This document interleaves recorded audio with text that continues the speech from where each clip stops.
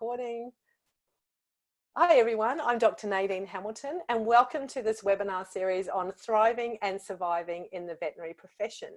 Today's guest speaker is a very dear colleague and friend of mine, all the way from the US, Dori Martin. She is a functional diagnostic nutrition practitioner. I hope I got that right. And I was like, what have I been practicing? I've been rehearsing that. And she's a caregiver coach. We actually met through Dori working as a coach for JJ Virgin, who's a nutritionist in the US, whose programs I have personally followed.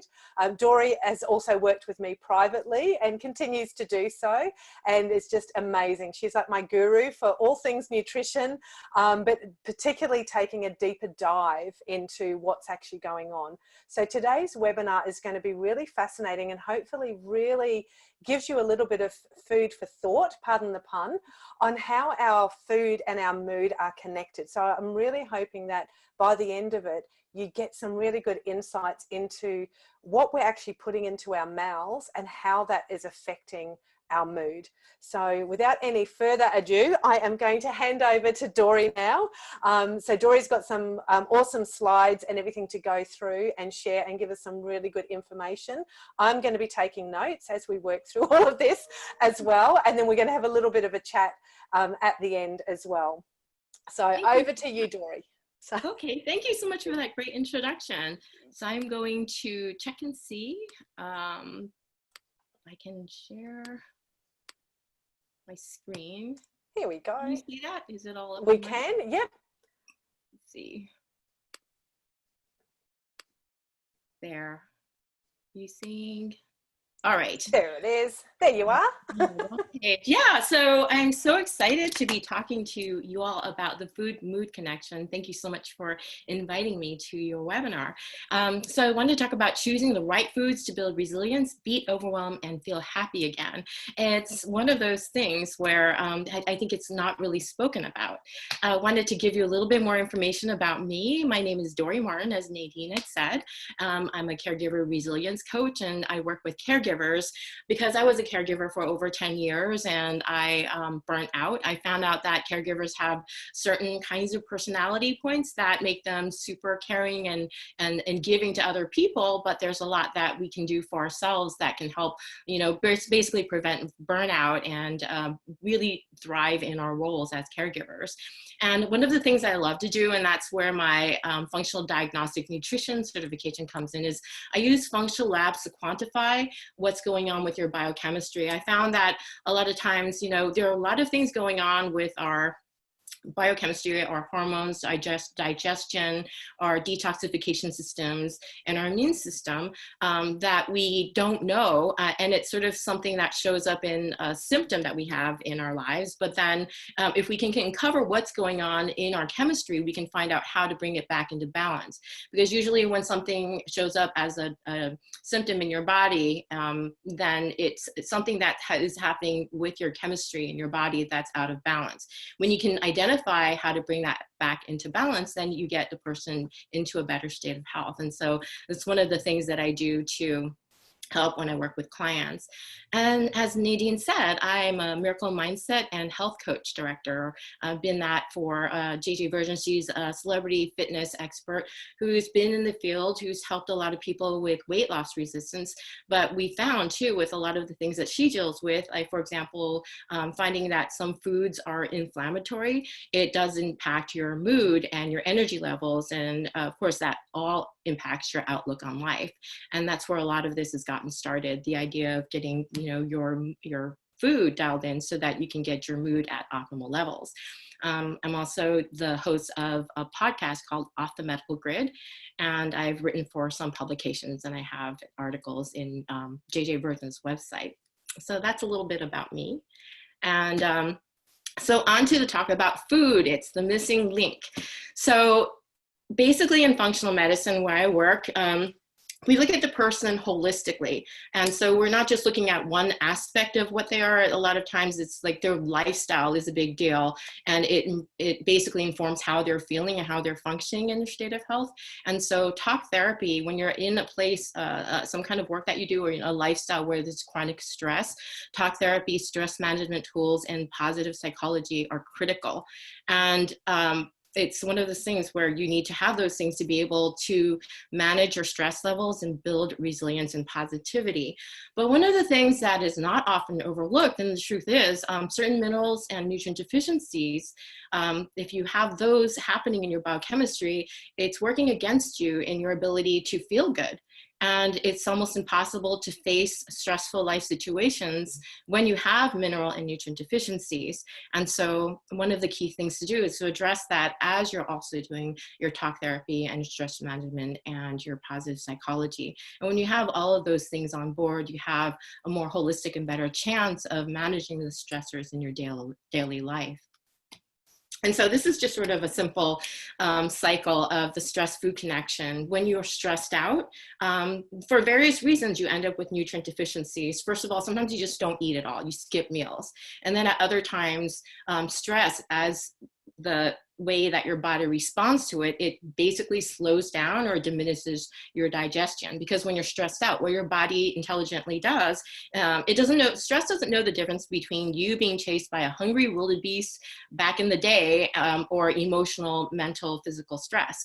And so when you're stressed out physically or emotionally, your body starts doing things to make it more efficient to handle that stress. And so your stress hormones go up, but while your stress hormones are going up, your cortisol, it dials down your sex hormones. So your hormones get out of balance. Then you don't really need to digest food. And so your digestive enzymes go down and the movement of things out of your gut starts slowing down. And then, all these other processes that have a place when you're in a normal state stops functioning when you're stressed out. And so you can imagine if your hormones are off balance and if you're not able to digest your food isn't able to be absorbed into your body and you end up with deficiencies. And so then when you get your deficiencies, your body chemistry gets stressed out, and then there goes that cycle, because now you're stressed out physically and emotionally, and then round and round it goes, and it becomes this vicious cycle that keeps feeding on itself, and you begin to kind of deteriorate really quickly, as you can see, especially when it's chronic stress.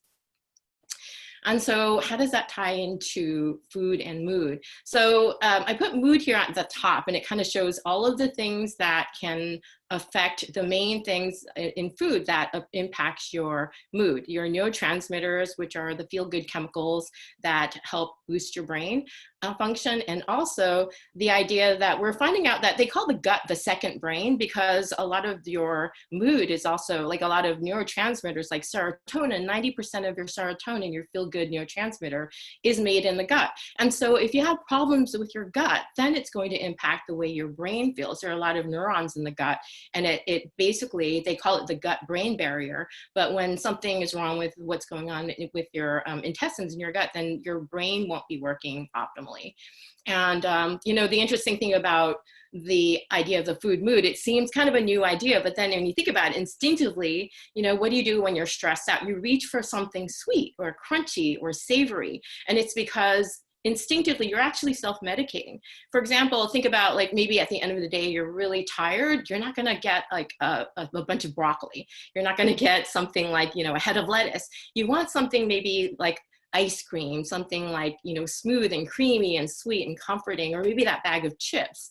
And so why is that? I mean, one of the interesting things is that sweetness, the carbohydrates, it helps with the serotonin. And so basically serotonin is your comfort. It kind of helps you feel safe and just sort of calm down. And so what you're doing is instinctively, you kind of know that you want to calm yourself down. It's just that you're reaching for something unconsciously that is trying to affect that. It's also the same thing with coffee in the morning. In the morning, you wake up and then you're kind of like, oh, I'm really feeling sluggish. And so what do I want to do? I get some caffeine and boost my mood and get my energy levels up. And at nighttime, you know, you want to wind down. So you grab something like maybe a glass of wine, and that's something. So, you know, that's all to say that we kind of instinctively do know that there's something in the way that the things that we drink and eat that can impact how we're feeling through the day. It's just an unconscious thing, but kind of instinctively we know that. And why do these things affect you? And again, going back to those two green circles, neurotransmitters are the chemicals that help impact how you are feeling, and they're the things that help, you know, your brain. Dopamine, GABA, and serotonin helps like calm you down and keep you happy and get you motivated and alert. And it's so those kinds of things are really important and impact your mood. And then, of course, as I mentioned, the gut-brain axis is really impactful of how your moods are feeling too. And you're finding that it's one of the things that really can dial down your neurotransmitters and your gut-brain axis is if your body is inflamed, especially your gut. And there are so many things in day-to-day life that can cause that inflammation. And as I mentioned before, when your gut is inflamed, you're not able to absorb the nutrients. And a lot of times things start basically putrefying, I guess is the word, or rotting in your gut, and it causes inflammation everywhere. And so it's not able to move really quickly out of your body. And that translates back to not being able to absorb nutrients and your neurotransmitters not being able to be optimized. And then the gut is inflamed, and that inflames the brain. And then that causes a lot of mood issues. And the things, there's so many things that I list down here, and it's really complex. Of course, this is super simplified, but medication can affect your body's ability to absorb nutrients. There's actually a really good book out there. It's called, I actually have it right here, Drug Muggers, where it talks about how nutrient deficiencies can actually happen through medication. For example, statins, I believe, takes down your coenzyme Q10 and a few other things. And so it really does affect your ability to absorb nutrients. The next thing that can affect your ability to absorb nutrients is stress. And I had mentioned that, but there are so many different kinds of stress that your body perceives to slow down the ability to absorb nutrients. And so it's the physical, it's emotional, it's biochemical, like if you, and structural, like if you have something going on, like you broke your leg, or you have an injury, that's a physical stress, and that causes that inflammation, and it causes the ability of your body to sort of shut down your digestion. Leaky gut is certainly one that is impactful on your body's ability to dial down inflammation. And what happens is when you have leaky gut, it has holes, it punches holes in your intestinal lining, so it goes into general circulation. So if you have, for example, food sensitivities, which is something that Nadine and I know a lot about because of JJ Virgin's programs, what it does is your body has foods that it's not really able to break down, or it has an antibody response to it. And so it starts breaking down the lining of your gut. It gets into general circulation, and then sometimes it, and it packs your brain. And so that causes inflammation. And, it's one of those situations where you might have eaten something and all of a sudden you don't feel so good, and maybe your energy level isn't so great. And the insidious thing about leaky gut and food intolerances is a lot of times people don't even know what's happening when it's happened. Nadine and I were just talking about how, you have to kind of be aware about the idea that food impacts how you're feeling, because sometimes you just feel like it's you. And that's kind of the thing that we want to let you rethink. I mean, sometimes maybe it's not you. Be your own health detective and really stop and think, what did I eat the day before that might be causing what's happening today? Because it's likely that it's something that your body didn't agree with. Maybe it's something that your body's not able to break down. It doesn't have the enzymes to break it down. Or maybe you have an intolerance to it. An intolerance just means, like I said, your body is creating an antibody to that food, and so it's attacking it. And if you keep eating that food, then, it starts it's overreacting, and all of a sudden you have holes that are punched into your gut lining, which is supposed to be the first line of the defense from your body to outside toxins and pathogens. All of a sudden you've got that free floating in your body. And of course that can get into the gut-brain barrier. And that is often why sometimes when you eat the wrong foods and you keep eating the wrong foods and you're not aware, that you end up having issues with your mood. You end up feeling depressed, and also you just don't feel well. Your gut doesn't feel good. You have brain fog. you're achy, and it generally doesn't, you don't feel like yourself. And sadly, over time, when you keep doing that, you don't even know the difference. You think this is just you, but it's a lot to do with what you have at the end of your fork. Another thing that can cause inflammation and also affect your mood is blood sugar. If your blood sugar isn't balanced, if you have, for example, if you don't eat, like a lot of times I know when we get really busy, we skip a meal, all of a sudden your body and your brain needs glucose, or sugar, basically glucose, to function. All of a sudden it doesn't have it, and you just run out of that energy. And everybody's felt that kind of crash where all of a sudden you just feel like, oh my gosh, I can't function, I'm tired, I'm dizzy, I'm exhausted. And so you get that hangry feeling, and you just grab something, and often it's something sweet, because you just need, your body instinctively wants that rush of glucose to be able to again function. And then it just kind of overdoes it, and then you get that kind of like rush of energy. You feel great, but then all of a sudden you get this blood sugar crash. I know a lot of us have felt that. And all of a sudden it's sort of, you get into that cycle of it's high and it's low, it's high and it's low. And we call that the blood sugar roller coaster, because when it gets really low really fast, because it absorbs so quickly, you end up with that hangry feeling like, oh my God, I really have to eat something, or, you know, I'm just really cranky.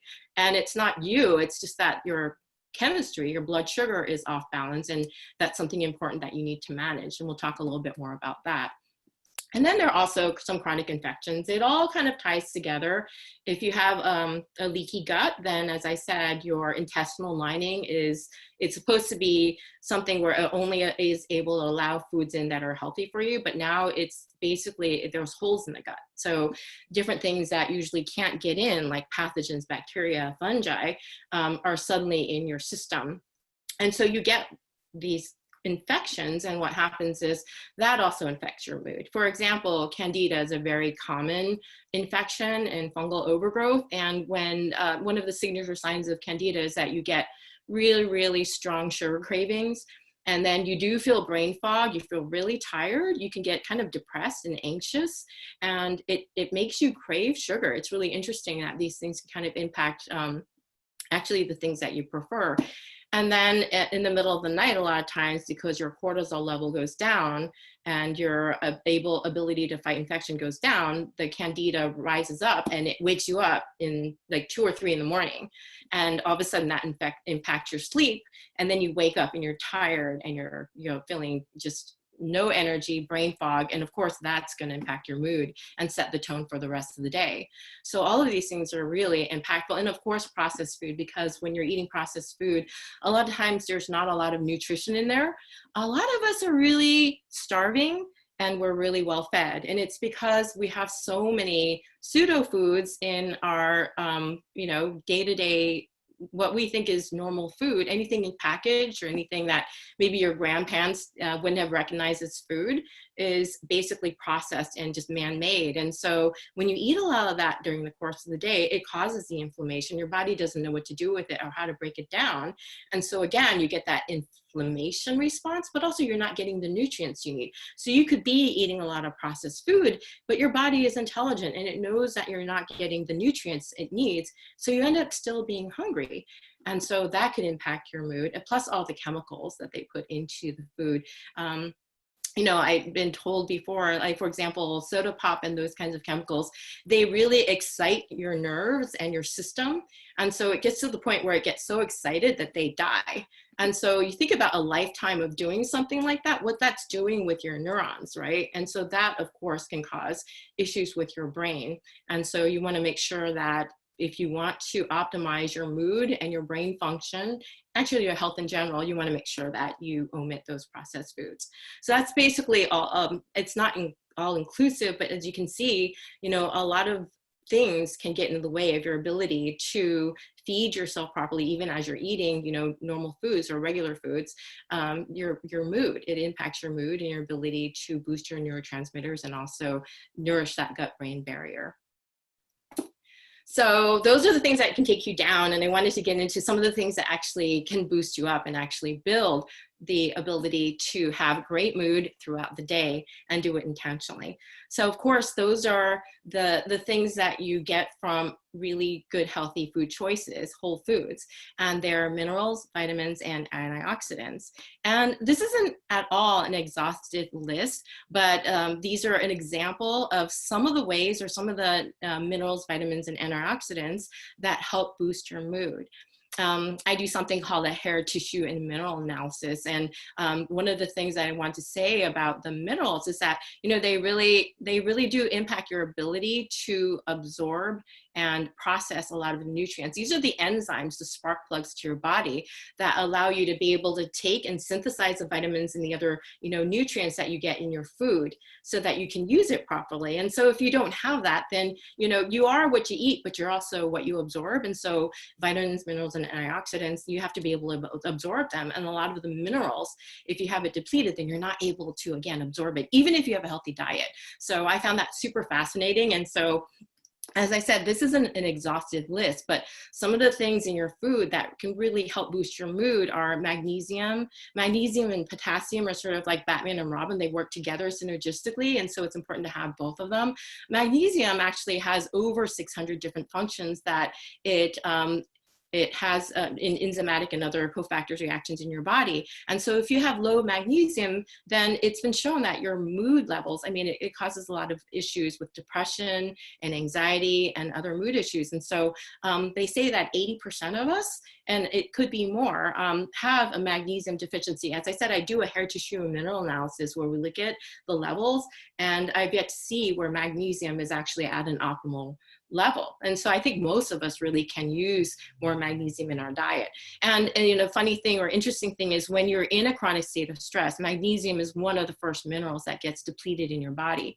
So you really want to pay attention to this. And magnesium is naturally something that is relaxing and de-stresses, and actually it loosens up your muscles. That's why it's something that's the key ingredient in Epsom salts. You know, I don't know if you like athletes and other people who are stressed out ever hear the advice, and I used to do body work, but one of the first things that we suggest if somebody's physically stressed out or if they have knots and they have like a lot of tension in their body is to get an Epsom salt bath. Why? Because magnesium is the main ingredient in Epsom salt, and it helps loosen those muscles and really calm your body. And so it's really, really important for you to have enough magnesium in your system. Otherwise, it will contribute to the inability to get calm. And as I said, potassium too, and it's another one that's often depleted. We're finding that people who have cancer or who have chronic autoimmune disorders, they're depleted in magnesium and potassium, and actually zinc as well. And so those two work together, and that is in a lot of really healthy foods that we'll talk about later, but you want to make sure that magnesium is in a good level, and also potassium. Calcium is really critical, and that's also something that is, they all work together, minerals work together. So magnesium and calcium, calcium is the one that helps your muscles actually flex and it tightens it up, and then magnesium loosens it up. So you need kind of a balance of both, but calcium has also been known to decrease anxiety and depression and improve your mood. So that's really critical. And then zinc as well. And then lithium is interesting because back in the day, when 7-Up really was kind of an upper, the secret ingredient was lithium. And I know that anybody who sort of understands about mood issues, lithium is one of those things that, you know, you take it to calm yourself down. And so lithium is another one. Some people might be depleted, and when they're depleted, it's hard to be calm. You end up in a state of stress or anxiety. So having the right amount of lithium can boost your mood and keep you in a good mood state. And of course, iron. And iron, of course, there are a lot of people with iron deficiencies, and that carries oxygen to and nutrients to your body and of course to your brain. And so it's important to have enough iron in your body so that you can boost your mood as well. And all of these minerals are something that, you know, they all have their different functions they have in your body. And the interesting thing about minerals is you just have to have the right balance, because having too much of one can actually drive out another one. So just having a balanced diet is definitely a good start to make sure that you have all of these minerals on board. And vitamins, there are certain vitamins that really help boost your mood and have a direct impact. You know, having B6 helps with the absorption of magnesium. So, and potassium helps with the absorption of magnesium. So you can see all of them kind of work together. They don't work in a vacuum. And so you want to make sure that you have vitamin B6, but also it helps with the neurotransmitters and serotonin as well. But B12 also, it has a lot of effects on your neurologic processes. And also when you get to a certain age, beyond like 35, you start losing your ability to absorb that. Part of it is that you stop being able to digest it. Digestive enzymes, when you're stressed out, goes down, so you're not able to absorb that vitamin. So a lot of us become deficient in that. So you want to make sure that you have enough B12 in your body. It helps with your mood and dialing down anxiety, any nerve and tingling in your arms and legs, and also it just helps you feel good. And again, it's just something that you want to take with your B6. Actually, in parentheses here, I put vitamin B complex because they all work well together. So it's really, you don't necessarily want to take one or the other, but you want to take them in a group. With B12, you want to probably take one that's sublingual so that you could digest or absorb well. But then sublingual, of course, is like something you put under the tongue, like a lozenge that dissolves. But with a B6, you also just want a complex of all the other B vitamins because they all work best together. Vitamin D is really important. I mean, it's good for bone health. It's good for your heart, but also, you know, people who have seasonal affective disorder, it's because they're not getting, vitamin D is actually a hormone. And it's actually something that you get from sunshine if you're outside for maybe 20 minutes, 15 to 20 minutes in a day. And I know we're talking about food here, but I personally think that the best way to get the vitamin D is through the sunshine, to get out and maybe walk around or be in sunlight or have sunlight on your skin, the receptors on your skin for 15 to 20 minutes a day, and that'll help boost your vitamin D levels. But if you can't do that, then you do definitely want to think about supplementing with vitamin D because it does offset that, especially if you live in a climate where it's a winter time or for whatever reason you're not able to get a lot of sunshine because your work is so intensive, you're not able to get outside, then that will affect your mood. And so getting that vitamin C on board will help replace that and be able to help you not be in that place of like just feeling depressed and really down, and that just general sense that there's like a cloud hanging over your head. Vitamin C is also great when your adrenals are stressed out. Your adrenals are, I've heard them described as hogs for vitamin C because it's one of those, vitamin C is something it gobbles up really quickly. And of course, so that's an antioxidant, and also it's good for your immune system. So you want to make sure, if you want to have a steady state of good mood, to have vitamin C on board. I also added probiotics because, again, when we talk about how your gut is functioning in the brain, the more diversity you have in your microbiome, in your gut, the better it is for your mood, because the human body is actually, because of what we've done with our antibiotics and because there are more C-sections that we've had now in the modern day life, we've decreased, and also because of the sanitation and everything, we've really, really decreased the amount of diversity in the microbes in our gut. And so the more we can diversify it, the healthier, because they're the good guys, the probiotics, the pro versus antibiotics. And so the more diversity you have, the stronger your immune system. The stronger your immune system is, the happier the gut-brain axis is. And actually, probiotics have been proven to be really, really great for your mood and your gut-brain health. And then enzymes, just because, as I said before, during stressful times, it's really critical to be able to absorb your nutrients. And so we want to make sure that we get those enzymes, digestive enzymes, to break down the food. I mean, at minimum, you might want to get like a HCl, just a digestive acid, to be able to break foods down, because that's something that does get depleted and go down as we get later on in our years. And then tryptophan, of course, it's an amino acid, but like it's in turkey and those kinds of things. But again, it's something that helps with serotonin. And again, that helps with mood and helping you be calm. And so sometimes when I feel like I'm feeling a little bit blue, I make sure that I have something like turkey or chicken, which is high in tryptophan, because I know it's going to help me with, and then with some carbs, because they all kind of work together, that'll help me boost my mood and help me feel better. So antioxidants for sure. I mean, those are all in your leafy greens. Any food that are deep and rich in color, and of course that's your greens and your berries, are really high in antioxidants, and that is what basically reverses all of the oxidative stress, the damage, the cell damage that's happening because of all of those other things that I mentioned on the other screen with, the medications and the stress and leaky gut and, blood sugar imbalance. Antioxidants they are the things that come in and repair all of that. So it helps your brain optimize function, and of course your body overall. And so here I've listed some of the ones that are important to really make note of. So the next thing is I just wanted to say that they haven't done a lot of studies on food. We all know that food, for various reasons, but they had done some recent specific studies about how food impacts mood. And there was a 2017 study by Felice Jacka, I believe, from Australia. She did a study with people on the Mediterranean diet for 12 weeks, and they showed that there was a huge improvement in mood and lowered anxiety and a general feeling of wellness and contentment in life. And this was just with everything else being equal. I mean, they were being talked about with other lifestyle, but with the group that changed their diet to more Mediterranean diet, they found that it really helped with them with their outlook on life, and they were just happier overall. And what we have usually in a Mediterranean diet are healthy fats, and we get more into that, complex carbs, so things with fiber in it, and that's slower to break down in your body, and then protein and leafy greens. So basically, those are the building blocks in your food that help you be able to enhance your body and your brain's ability to function. Also, just wanted to note that in Japan too, they have a really whole food diet, and they eat a lot of fish with the omega-3s and the healthy fats as well. And they also showed that they had a lower depression and suicide risk in Japan compared to other places. And so they really are beginning to do more studies about the psychology of food. And so we're going to find more and more studies that confirm everything that we were talking about as time goes on.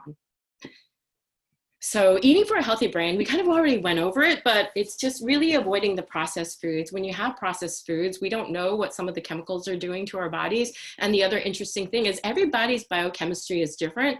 And so your body is going to react differently to different foods. Some people can have some of those processed foods and not have such a big reaction, and other people have immediate reactions. And so, and the other thing that's interesting is it's dose dependent, meaning that if you have like a little bit of something, it's not going to make a reaction happen. But then if you just have it constantly, it's going to build up, and you're going to, all of a sudden, it's going to be a huge response, and you may not even know because it's become a part of your routine. So that's really interesting. The interesting thing about when you start thinking about what you put at the end of the fork and how it's impacting your mood, it's fascinating. Nadine and I were just talking about that if it's something that you're not aware of, you're not paying attention, you feel like this is who you are.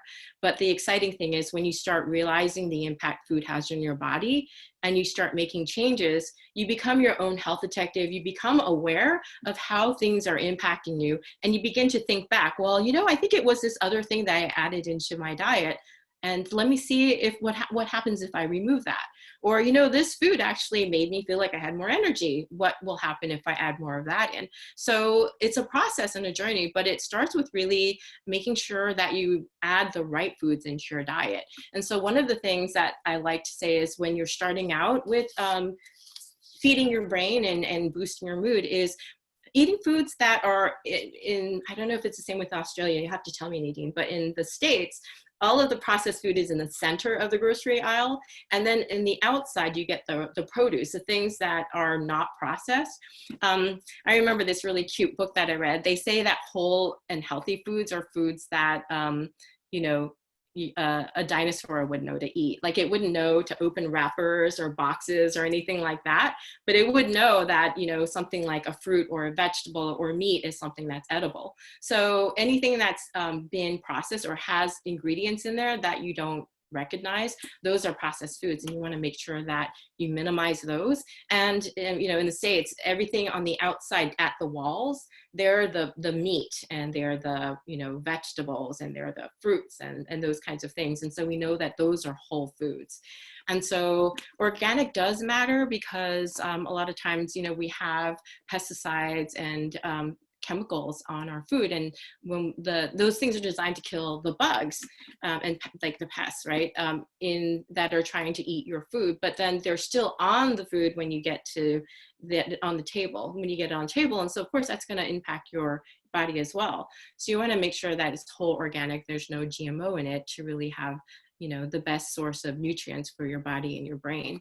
Also with the protein, fat, and fiber, those are the 3 different combinations. We were talking, remember, about blood sugar and how, you know, you get into that cycle of wanting something sweet and then all of a sudden you're hungry really quickly. What's happening is your body is using sugar for fuel, and you want to teach it how to actually shift to be more of a fat burner. And how you do that is you start adding these 3, it's a trifecta, as you know, JJ Virgin, our the health coach and nutritionist, had said, if you combine protein, fat, and fiber in each meal, then it'll keep you full for longer, and it'll also slow down that absorption of any sugar into your system, so that your body's using it intelligently and it's able to space out your meals so that you're not having to constantly eat. The idea of snacking all the, I guess I'm getting ahead of myself, I'll talk about at the meal timing section.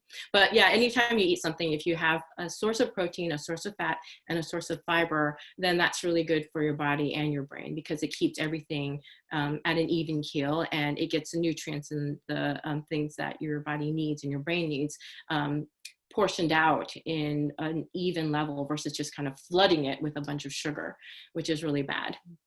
And then complex carbs. Complex carbs are, you know, nuts and seeds and like whole grains.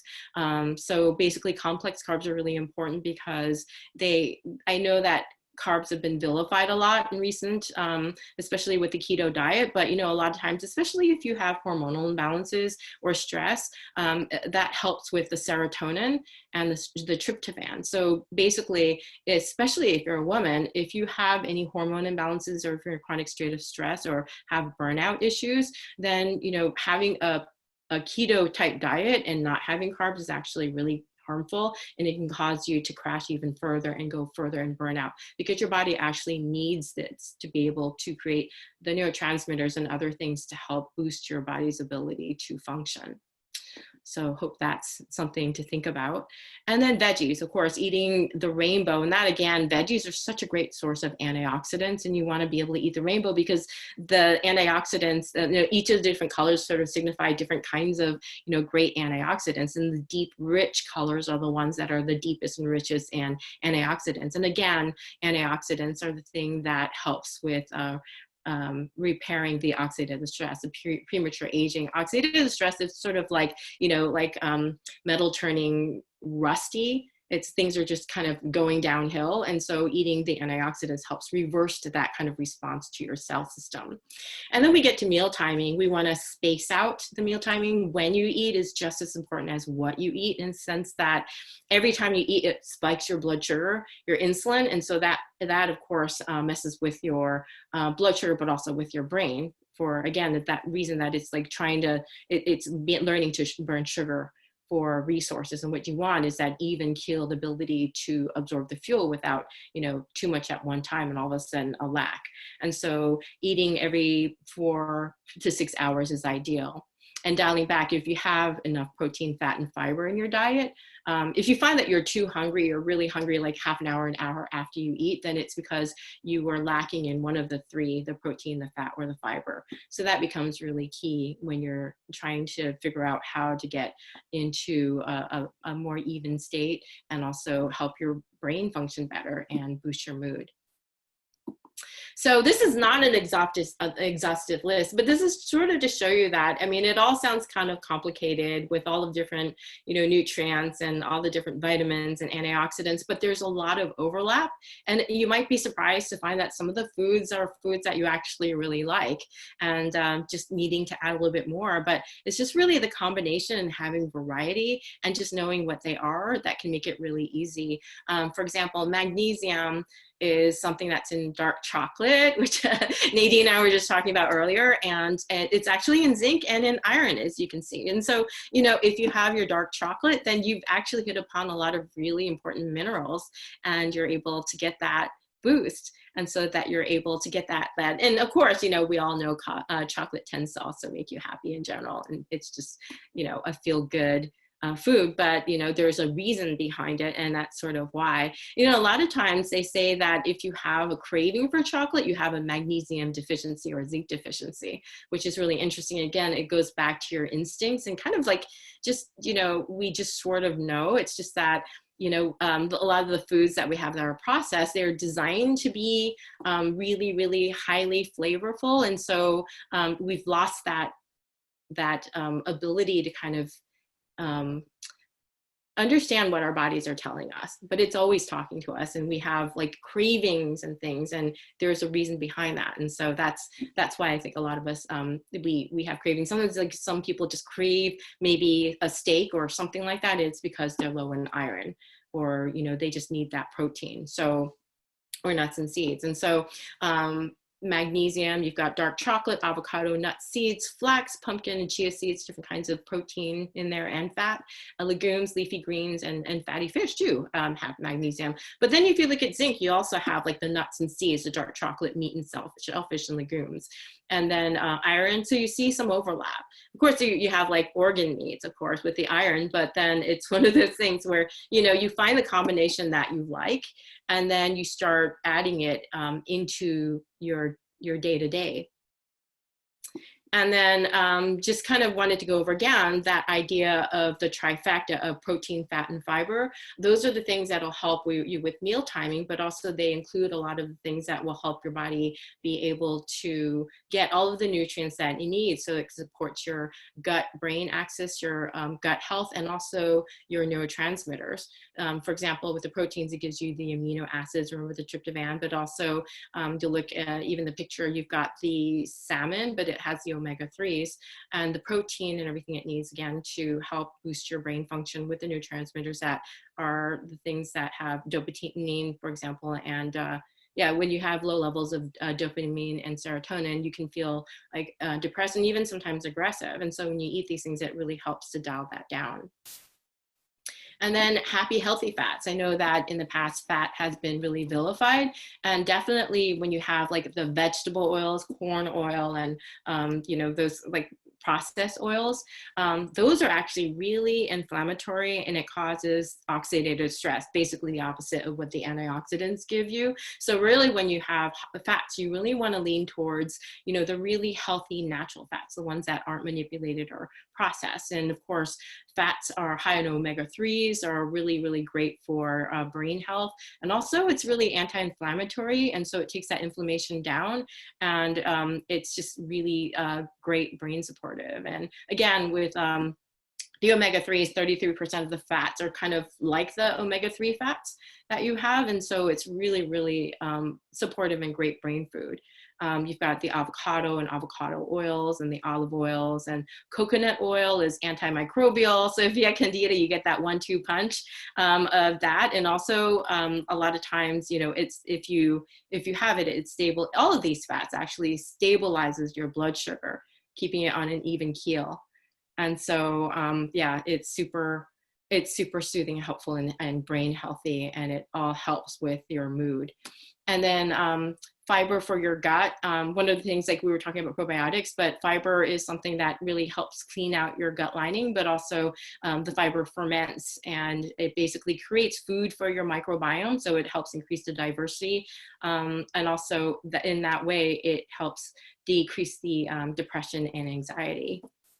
And of course, again, wanted to encourage you to eat the colors of the rainbow because veggies and fruits are packed with antioxidants and fights oxidative stress, and it boosts your mood. And sort of to put it together, this is sort of what a healthy plate looks like. You can get down to specifics, but generally speaking, if half of your plate is veggies, and also ideally they say 6 cups is ideal if we eat leafy greens. So there's never an excuse to really go hungry. You can always like eat until you feel like you're full, because you know 6 cups is ideal to get all of the antioxidants. Of course, you want to do that not all at once. You kind of want to build up to it, because if you eat too much at once, that's going to really make you feel bad because you can't process all that fiber so quickly. Protein is maybe about roughly the size of the palm of your hand. And then 1 tablespoon of fat is really helpful. And again, make sure it's one of the healthy forms of fat. And then maybe a half cup of healthy carbs. And when you generally do that, then you have basically the right balance of nutrients to keep you full longer. And also you have all the contents of, nutrient dense foods that'll help you with your mood.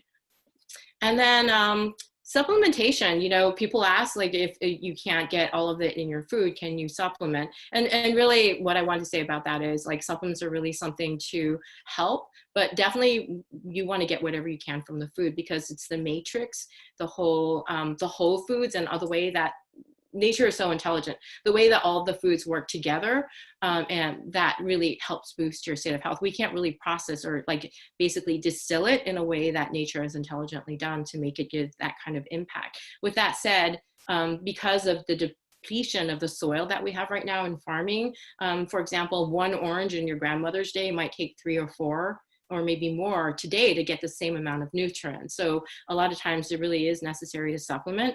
So in that case, yes, I do believe that sometimes you really should supplement. A lot of times I think a lot of us do, because we're not able to get that amount, and we may not likely be able to get those 6 cups of vegetables every day. So supplement is really helpful. And to support as well, sometimes, if you don't have, like, for example, enzymes, if you can't break something down, digestive enzymes will help you be able to break down your food and absorb it. And then substitute, sometimes you don't have the ability, or, you don't have something. For example, a lot of people now have their gallbladders removed because of inflammation. And so you're not able to get that bile in to emulsify fat. And so you probably need something like ox bile or phosphatidylcholine or something like that to replace it. And you're probably going to have to need that for life, because it's a function that your body doesn't have anymore. And so you're going to need to be able to bring that back so that you're able to break down your foods. And, if you think about fat soluble vitamins like, D and E and K. And so basically, if you can't absorb your fat, you can't absorb the vitamins, and then there you go, with the nutrient deficiency. So, and then also to heal and restore, sometimes you just need that to give you that extra boost. Or if you have something like candida, then you need something to help get rid of that and then help you restore balance. So sometimes, yes, supplements are important. These are some of the ones that, again, I think food sources are always number one, but that it would be really helpful, just because, like I said, magnesium is foundational. A lot of us are deficient. Vitamin C is one that your body burns off really quickly when you're in a state of stress. So it's good to have the vitamin C in it. It's antioxidant as well. All of these do boost your mood, and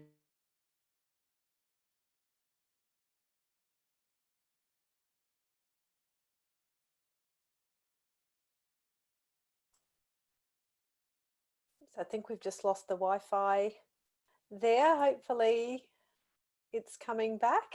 I'm just going to wait, everyone. Hopefully you can still hear me okay. I think we've just lost our Wi-Fi coming in. We'll just wait for a second for this to come back. I'd say a lot of people have probably just got onto Zoom at the moment, and it's just overloaded the system, I think. But I shall just wait. Hopefully it will come back in. If not, we can always finish off as well. I know Dori's getting to the end of the presentation as well, and unfortunately it has just dropped off, so Dori might just ring back in shortly. So sorry about that. Obviously unforeseen, the technical issues. I think it's just that time of the day where everybody's logging onto the system at the moment, particularly because we've got a lot of schools and everything that are just probably all the kids starting to get in that are doing the learning from home and everything as well. So yeah, hopefully Dori might be able to dial back in, but just probably a little bit of a Wi-Fi issue there. So really sorry about that, because I was really engrossed in everything that we were talking about, and particularly a lot of that interest around the food and the mood and how it actually can have such a detrimental effect. I think it's also, you know, as Dori was saying, with a lot of the stuff that, you know, we've talked about. Obviously I work with Dori on a private level, and I follow JJ Virgin's programs myself with huge success, and you know, I can personally attest to the benefit of how well I feel when I'm following that program and avoiding all of these foods that I know don't agree with me. It's no secret that I do have food intolerances myself, so I have to be very strict with my diet. I have to be very careful with what I can and I can't eat. But certainly, personally seeing some of those things and having Dori explain, like with things like magnesium and the magnesium deficiencies and what an effect that can have. And I personally saw that myself within my own health and how it was affecting me, you know, physiologically as well as psychologically. And I think we've just got Dori coming back in, so hopefully we can join back into the presentation again. All right, here we go. Hello, we dropped in. I'll just take the mute off. I was just carrying on the conversation. Yes, it goes back for a second. Sorry about that. I know. I just said I think it's probably that time of the day for us here in Australia. Everyone's logging in because all a lot of the children are doing learning from home, and so it's. Yeah, it's just, tipping back into that. So I think you're saying about psychology, it's like technology, it keeps you on your toes. Yes, I know. And and I think we've got a full moon at the moment as well. So I think the technology, yes, it's it's great when it works and challenging when it doesn't. So I was just saying, because I know you're getting close to the end of your presentation as well, but just how, particularly like with the magnesium, and when you were saying about the effects of that, like I've written, you know, a page full of notes here. So I've got, I know as I was going, because there were so many important things there. And I know, like, we've obviously talked a lot about these things, but the magnesium and seeing the effect, you know, and how that can affect the mood and all of those sorts of things. And like I personally saw that a few years ago and noticed, like, I would wake up, I would notice I would get more anxious than normal. Like I'm not normally an anxious person. Like I'll get stressed, but I usually keep it at bay. And I would notice that I would wake up in the night, like with these little like tremory kind of things. And I was like, oh, is this the anxiety? Like what goes up must come down. And when I spoke to was seeing a functional doctor, and she was saying it was this magnesium calcium deficiency and what was happening. So I was like, okay. And so I take magnesium, I take it every night. And the difference in that, and like touch wood, I think like once a year maybe I'll have one, but I noticed, like, for no particular reason, that why was I feeling a little bit more anxious than normal? And obviously, I mean, the hormonal factors that you talk about in there, just how everything pieces together. But yeah, just personally being able to relate and then sort of go, that explains it. So, which I think it is, and it sort of, I guess, brings back to the topic, like with the food and mood and how important that is, because I think when we're feeling stressed or we're starting to feel anxious or maybe more depressed, we just assume that there's something wrong with us and it's something psychological, but it doesn't necessarily mean that. Maybe it is, you know, because we've got a deficiency in some area, or, you know, like I know if I have something that I shouldn't eat, like gluten, you know, I just have that brain fog. I can't even articulate my words properly, and all I want to do is just sleep, and I just feel lethargic, and then I sort of go, oh, that's why I feel so bad today.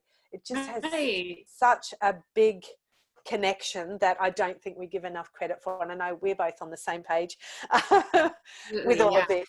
But I think, like, just leaky gut and what you were saying about, like, how you've explained that, I think, you know, I've heard the terminology, but to hear what's actually going on and the process is sort of like, it's kind of gross. It's gross, right? I mean, it's like they say that, you know, your skin is your barrier to the outside world, but your gut is the barrier for when you eat. It's supposed to, basically the things that you don't want, it throws away. And but then that barrier is gone now. So everything is sort of it's kind of a free for all now. So if you eat the wrong foods, whoa, now you've set yourself up. And it's like you said, you know, a lot of times you might think that's just me, you know, I just low energy. And add to that low grade mood. What if you had an interaction with somebody and didn't go well, and you feel like, that's just me, I totally screwed that up? And it's like, no, it's not. Exactly.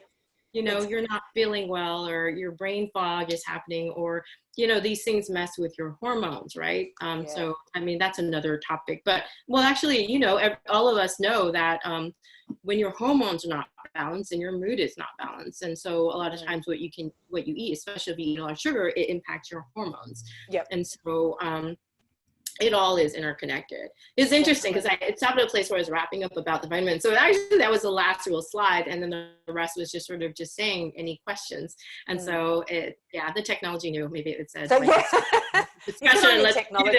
Exactly. So, but I think too, you know, like when we're talking about, like the protein, the fat and the fiber. And I think, you know, how you were saying how, fat has been given a bad rap. And I know JJ sort of talked about that, like with the, what was it, the journals, or they found, you know, those professors or the university people that were paid by the sugar industry. And American Heart Association, they keep posting it's not good for you. And when you look at the science, and that's the thing that I love about working with JJ, and a lot of things that we do is we're looking at, you know, peer reviewed science. We're looking at the biochemistry. And so, it's sort of frustrating because, you know, it's just a big industry.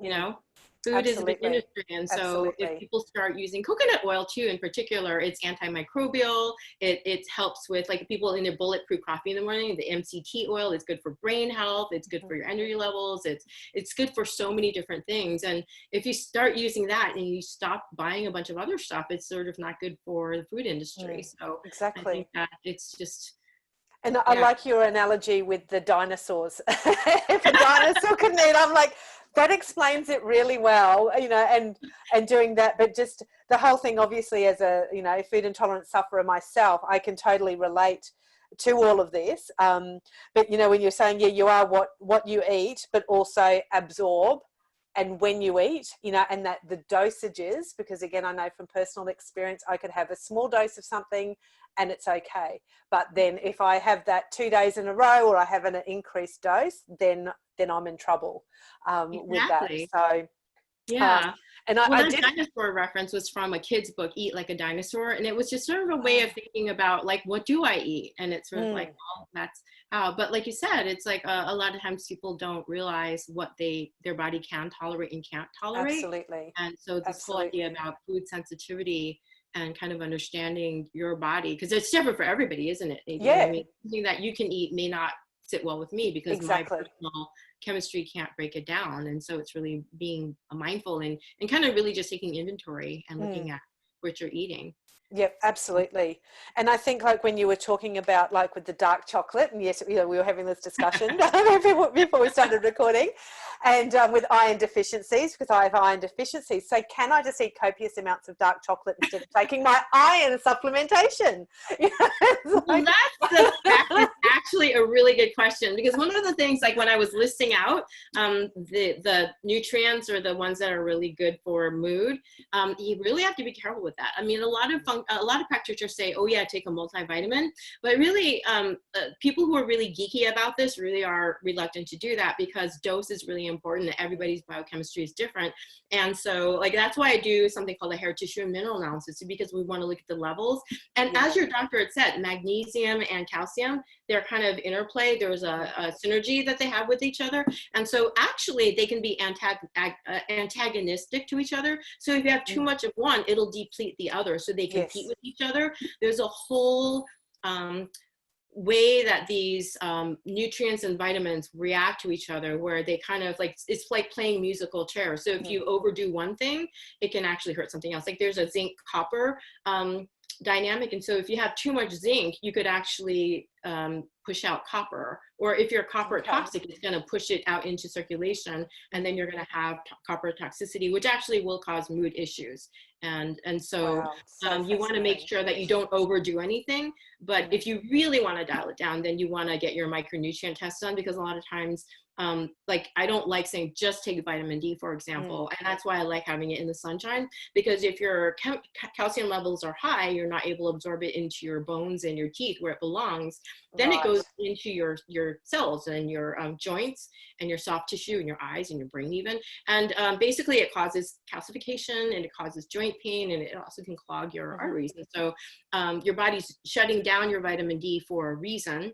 And so when you take vitamin D, that's why sometimes people take vitamin D and it doesn't do anything, because your body's actually trying to save you from that. But then if you make sure that your calcium level is balanced, and then it takes the vitamin D and then it's able to do what it's meant to do. I mean, truly, they talk about taking a 25 hydroxy for vitamin D to see if it's high or low, but you also want to look at your calcium levels too. You need to, yes, yeah.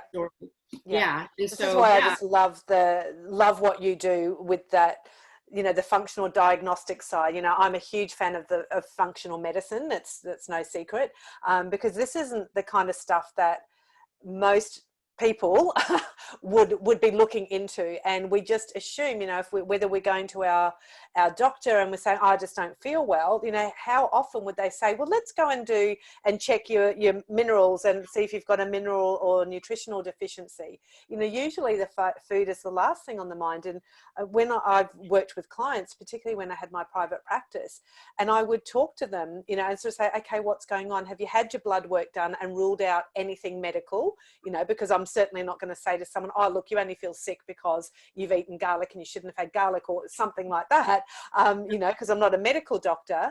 So, you know, I think if you can rule out all things medical, then it can come back to this, because it's so interchangeable. And I think, you know, just seeing this, it's just so eye-opening to just see that connection, and also very reassuring, I think, for some people to think, hey, yeah, it's not me, it's what I'm eating, which is, you know, still, it's something that can be changed very easily. And, you know, I know we talk about making some of those swaps. You know, we could still have our chocolate, but switching to dark chocolate. And we were joking before, about 90% of the dark chocolate is probably the limit. I made the mistake of getting a 95% dark chocolate the other day. It was like too bitter. So 90% is my nice little spot. It's still bitter, but it just gives you that little sweet. You feel like you're still having a treat. It gives you that little sweet boost, which is really nice. So, yeah, absolutely. And I think I know one thing you asked about the supermarkets. And I've never noticed, like I've noticed where everything is in the shop, but never noticed things are done. Yes, like mostly here it is, you know, the fruit and veggies are on the side, the meat, you know, is usually at the back, you know, depending on the supermarket. But yeah, I've never noticed that, yeah, that's the way they're sort of structured. I really haven't put that thought into that. So yeah, absolutely. That happens here. That's the trick that we give. I mean, the you know, oh yeah, just shop at the you know why? It's because those are perishable, because those are whole natural foods. So it's like I guess grains will be somewhere in the center, but then generally speaking, yeah, that's something that really is helpful. Just kind of think of, like, if you don't know where to start. And like you said, it could be overwhelming to think that you're going to change everything, but you start with, you know, adding versus trying to make this whole change is super overwhelming. That's going to depress you right off the bat. But, like, and I love what you said too when we were offline, the idea that, you know, you do have your cravings and you feel like you can't, but if you just commit to doing something for a week, your palate, your taste buds start changing. And the next thing you know, because these chemicals that kind of made you used to a certain way, they're made to be, the word is hyper palatable. There's a great book called The Dorito Effect. That was the first time they took different chemicals to taste like something that's not real, to make you want to eat it, because it's just so savory, sweet, or whatever it is. Or like we were saying, like when we were off camera about the MSG, it's designed to be addictive. That's what they use in labs to fatten up rats. And so you want to keep going back to it. You wonder, you know, if you're eating something, you're wondering, why can't I stop? That's because chances are really high that they put something in there that is addictive. And sugar inherently is that way. The more absolutely. And how many things these days have got sugar in it, or the different forms of sugar. It's knowing what other labels it comes under, because you might look and go, oh, it doesn't say sugar, so it must be okay. But, you know, all the different labels for that it's all known. It's like, oh, wow, you know, you really have to, you know, I know one of the things that JJ had promoted and like we've talked about is, you know, being your own health detective and like a food detective, and reading labels and understanding those sorts of things. But I think that's part of it. And I think that's also, like for me, when you're working like with someone like yourself, that you've done all the work for us. So it's sort of like we get the easy part, you know, from my perspective, because it's like I can come to you and go, what do I need to eat and how much and how do I do it? What do I need to have on here? And if I don't like that, what can I have? You know, so it doesn't have to be a hard process. to do that. And I think just when you mentioned craving, it reminded me of something else, how when you're saying, you know, if you find that you are craving chocolate, it could indicate, you know, that you are deficient. And it's a theory my mother-in-law and I actually had about, you know, if you're craving certain things. She said to me one day, oh, I'm craving cheese. Like, she doesn't eat it now, but she said, I'm really craving cheese. So maybe my body's like craving like the calcium or something out of that dairy that's coming there. And I was like, yeah, I have times like that too, where I just are craving certain things, you know, very rarely, but it's usually, again, you can link it to something that's going on. So I just, that whole connection, I just think is just so fascinating. And I think it just opens up a whole new dynamic, a whole new ball game around, you know, our health, not only our physical health, but also our mental health, and just what an impact that can have. And I know for our veterinary professionals that, you know, are watching, that food is a little bit of a rarity sometimes during the day, and so it can be those quick fixes, or I'll just go and get a can of Coke, or a, you know, can of V, or whatever, you know, those drinks are that they drink. I don't drink them, but you know, or I'll go and get a quick snack. So it's just as easy for me to go and get a sausage roll or something like that, rather than this healthy, nutritious way. And it's easy. I mean, like, looking at the pictures on your slides were really like, oh, they're making me hungry, and it looks so nice, you know. And it's sort of like, I know other stuff is quick and easy, but then you think about the negative effects that it's having. And again, whether that's, you know, like the serotonin, the dopamine, that whole gut brain axis, I mean, and that's a whole other story as well. What you're saying, like with the keto diet as well, you know, there's so many factors, and I think that reinforces how we do need to make sure that we are properly educated from evidence-based, you know, scientific sources. Absolutely. Not just the latest fad that's out there. So exactly. Yeah, which is, as I said, you know, I'm your biggest fan anyway, so with all of that. So how do you, like, if somebody wanted to work with you, obviously, like, I know you're based in the US, so it's easy for our US followers that are over there, but can people work with you like independently? Like, how would they go about like doing some of the labs? Can it be done if someone's here in Australia? Can they send the labs, all of that? So how could people work with you?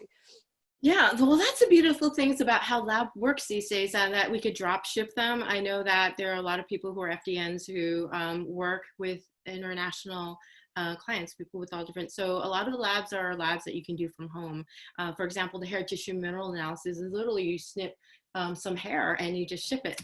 And that's easy. Yeah, it is easy. Yeah, it's not invasive. It's really easy. Of course, we also have the stool, and we also have the, you know, blood, and we also have urine samples and saliva samples, but that's one that's really easy. I mean, that's the thing that I really like about that test in particular, because it talks about mineral balances. It even talks about toxicity levels, which I hadn't gotten into, but toxins are like, it's like musical chairs. They sit into the seats where your minerals belong and block it.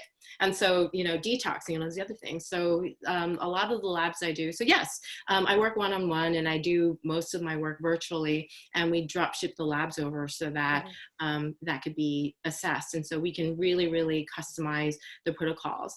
But also, if a thing I love about the food is that it's very available. Food is information. It's either helping you or harming you. So whatever you end up doing with your state of health, just start with that and be your own health detective. And if you want something more advanced, or something where you feel like overwhelmed and don't know where to start, then having somebody coach you through it can be really helpful. Absolutely. And yeah, and I can absolutely attest to that. And I think, you know, that the people that are going to be following us and watching this are very much around the scientific, you know, and having the evidence. I'm a stickler for those sorts of things myself. And I think that's one of the reasons why I am so passionate about this as well, because I know it's backed by the science, and I also know it works. You know, like for me, it worked. You know, it's the best that I've felt when I've been following these programs and doing things in the right way, you know. And obviously, as I'm getting older and there's changes happening, it's working through all of that, you know, which is why I love that functional side of it, because it's just not like, oh, we'll just take a tablet. This is just the stage of life you're in. Just get over it.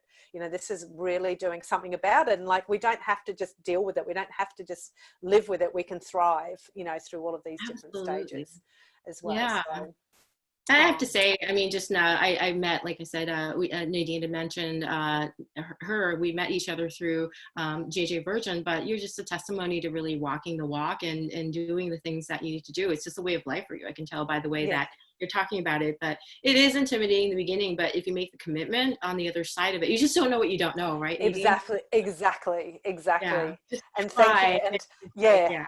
And I sort of think if I can do it, traveling to the US, you know, on long haul flights, taking my protein shake with me and gearing up with all of my snacks that I knew I could eat, anyone can do it.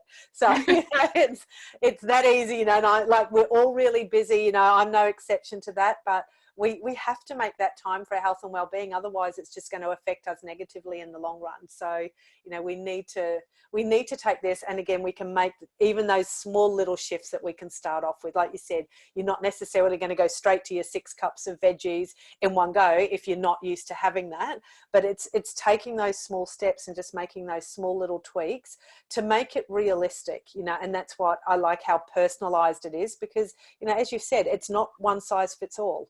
You know, we're all unique, and it's like, yeah, it'll be great if, you know, you could have this and this and this, but for somebody who might not be able to tolerate that or doesn't like it, what else can we replace that with, you know, again, and that's what I like, how personalized it is. So I would definitely encourage, you know, anybody that's watching this that really wants to get serious about the food, you know, I'll make sure we've got Dori's contact details for everyone as well. You always know you can get in touch with me, you know, we can put you in touch as well, you know, to really consider looking at that and having, you know, an online consultation with you, Dori, to start that process. You know, that's how we started that process as well. And it's, you know, I think it's life-changing. So I think it's really just us taking that control, taking back, you know, that power to really get our well-being in place, you know, at all different levels.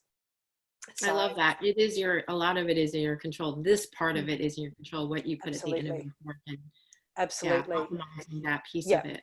Yeah, For sure. and I think it's that awareness, isn't it, that, wow, who would have thought that our food could make us feel so bad, who could make us feel anxious? I know there's been studies there that have related food intolerances to anxiety, depression, even suicide, you know. So what if these things that we're feeling isn't a psychological issue? What if this is because of what we're putting in our mouth, you know? Right. So again, just taking a lot of that stigma away from it. Right. No blame. And it's like, it's not that you're broken. It's just that, you know, and that's the sad thing, right? I mean, we've been marketed to these things, and it's like, we just don't know. I was just saying, like, there's excitotoxins in a lot of foods. And so over the course of time, what does that do to you in a lifetime? Of course. I mean, we've never been in so many, I mean, as a whole, you know, we're hiking more antidepressants than ever in our history. And there's a correlation, because there's not a lot of awareness about how all this is connected. Yep, so. Absolutely. No, it's definitely eye-opening, and hopefully providing a lot of comfort for people as well, who might be going, why do I feel like this all the time? And knowing that, yeah, there are things you can do about it. You don't have to struggle, you know, which sort of goes with the theme of the webinars, you know, thriving and surviving. This is not just about, I'm just surviving. I want to thrive as well. Absolutely. We can do that. And if we need to reach out and we get that support, then so be it. You know, that's what everyone is there for. You know, we're having that network and covering it from all bases. So yeah, thank you so much for giving up your time. I know we're on weird time zones as well with doing the recordings and everything. And I hope, you know, like our listeners and those that are watching the replay really get a lot out of it and get that benefit. You know, and as I said, if you want to be able to work with Dori, please get in touch. You know, we'll share some information as well, so that you know how to get in touch. And I would, 100% encourage you to do so. So thanks everyone for joining us. I'll switch off the recording now and look forward to seeing you in our next webinar. Hope you're enjoying them all so far, and we'll see you next time. Bye for now, everyone.